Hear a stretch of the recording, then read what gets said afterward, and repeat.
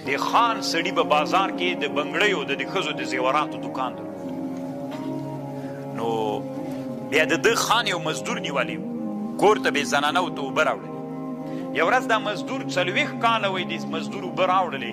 یو ورځ یې چې اوبه راوړلې چې دا اوبه یې له خره نه کته کول یا دی نو دا د ښځې لاس یې داسې وسکونډه موږ سکونډل ورته وایي دا څه ورته و داسې یې که دا ښځی دی.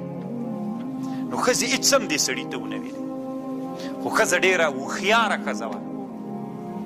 ښځه پوه شوله چې د هغه عهد ولې مات کړ د مزدور خادم چې مېړه د شپې راغی نو ورته ویې ویلې وایي کیسه راته وکړه. ویې د څه شي کیسه درته کوم؟ ویې راته ویې کړه خپله یې راته وکړه څه څه یې دي کړي؟ ویلې چې مې نه دي کړي. وایي نه کړي دي. وایي نه مې دي کړي. وایي هر څه دي چې کړي راته ووایه.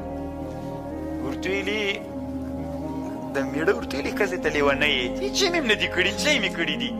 وایي ښه راته ووایه ځکه دي کړي دي چې نن د تا 40 کلن خادم ما ته په بده سترګه نه و کتلي. نن چې ما ورسره کومک سو چې خره نه م یا هغه نه م چې اوبه کولې زه یې وسکونډلم. تا د عهد مات کړی دلته د عهد مات سو.